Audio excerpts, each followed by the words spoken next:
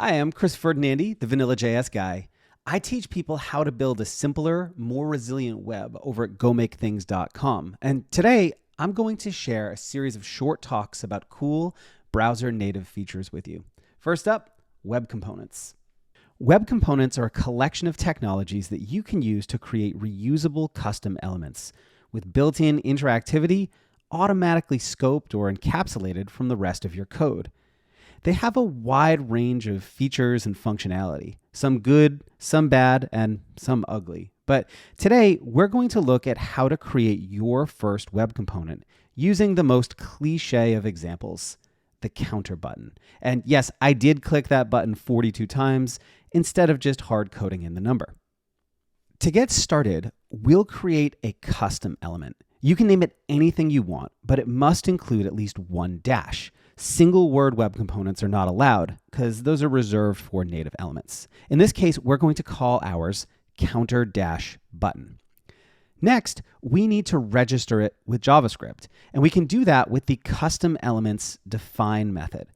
With this method, we pass in the name of our custom element as the first argument and a class that extends the HTML element object as our second.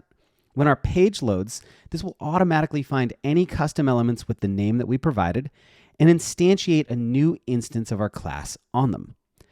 Now that we have our custom elements and we've defined them, we're going to actually render some HTML into the UI for them. And to do that, we need to use the constructor function inside our class.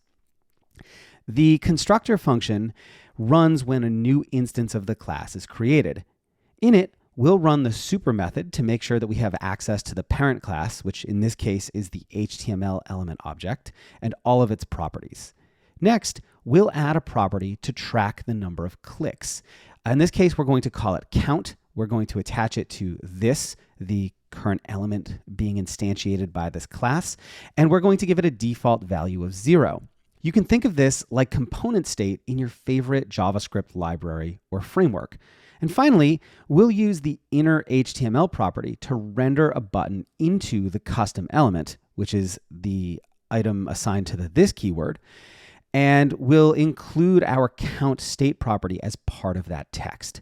Now a button is automatically rendered into the UI whenever we include our custom element. And if we jump over to the browser, you can actually see I have 3 buttons. Each one says clicked 0 times as its default value. When the button is clicked, we want to increase our count by 1 and update the UI. Web components have a handful of lifecycle functions that run when various things happen, just like a lot of state-based UI frameworks do. One of those, the connected callback function, runs when the custom element is loaded into the DOM. We'll use that to add a click event listener on our custom element. In this case, we need to save this to a variable because we need to be able to access it inside our callback function. Inside that callback function, we are going to increase our count state by 1, and then we're going to use the text content property to update the text inside our button to display the new count value. Now, whenever a button is clicked, the count and the UI are automatically updated. If we jump over to the browser and I click, you'll notice each button maintains its own state, and clicking or toggling one button doesn't affect the others, but the UI automatically updates. And with that, you've just created your first web component. You can access the source code from this talk and dig deeper into web components over at GoMakeThings.com/SOTB. And I'll be back later with another Speedy Dev Insight.